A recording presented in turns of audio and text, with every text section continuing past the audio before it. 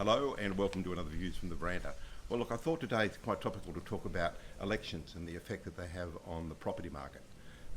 There's a lot of myths and legends around what elections can do for property, but in fact I just sort of discussed the fact that, look, in fact, elections don't really create a drop in property prices at all. You often see a bit of a slowdown, a bit of uncertainty around the market, and that's driven by the fact that what tends to happen is that less sellers maybe sell, but there's just as many buyers in the market. The factors that do affect a property are the standards such as interest rates, economic conditions, as well as employment. Those sorts of things come into play.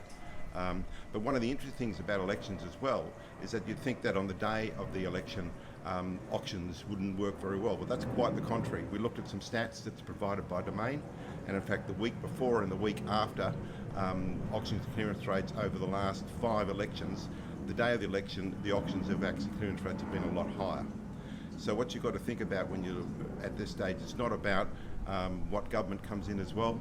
They've all got their own policies and they all have a certain effect on the property market, but not dramatically.